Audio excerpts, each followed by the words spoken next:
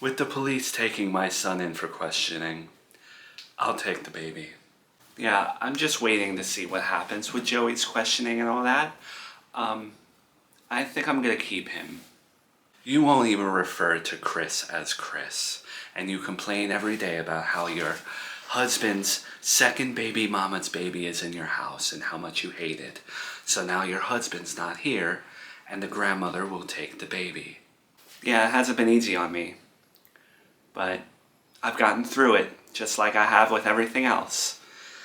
And I've adapted, so he's gonna stay with me. Why the sudden change of heart, Miranda? You know, the other day when I was hysterical about my mother going missing, my son called me and accused me of forging DNA test results.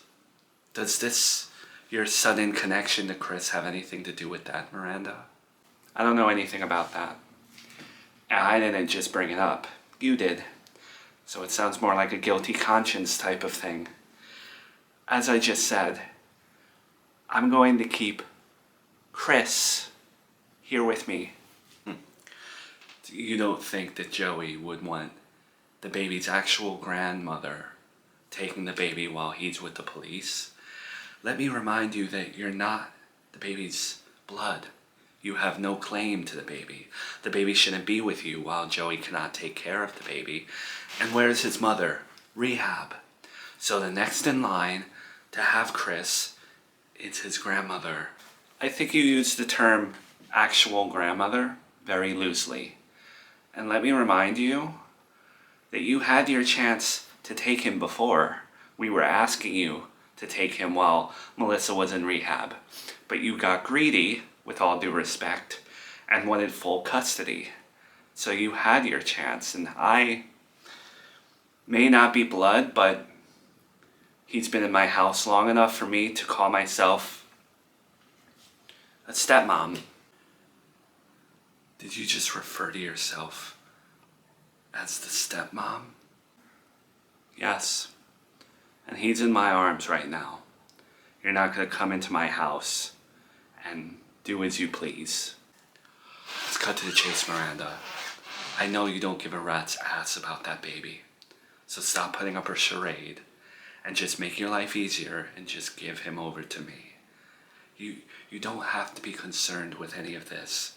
Just let me have my family. Just let me, Joey and Melissa, do our thing and we won't bother you. That's how it's gonna be when she gets out. No one's gonna bother you, Miranda.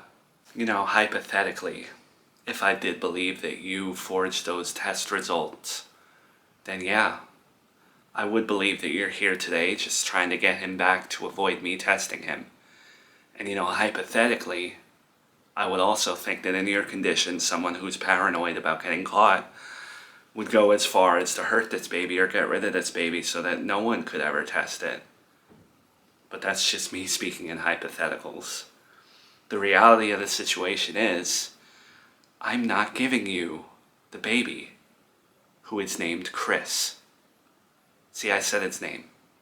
Okay, so if you're not going to give me Chris, then I'm gonna have to make some phone calls, maybe child services, maybe the police, because you are not blood, I am blood, and you are not giving me my grandson when you should not have him in your possession whatsoever. Call whatever agency you need to call. I'll give Chris right over, and I'll also let them know that maybe they should look into if he's really related to you. I leave this house, and what are you gonna do? You're gonna run to CVS and get a millionth DNA rapid test for the millionth time, and then what? You're gonna go get Joey's toothbrush and see if he's the real dad? And you sound a little paranoid, Mel. I was just speaking in hypotheticals. I'm not paranoid. You know what? I'll be on my way and I'll be making my phone calls. You could have made this a lot easier on yourself. Mill. What? I know that Nanny Agatha does not have dementia, and I know you had something to do with her disappearance, and I'm gonna figure it out. Think what you want to think.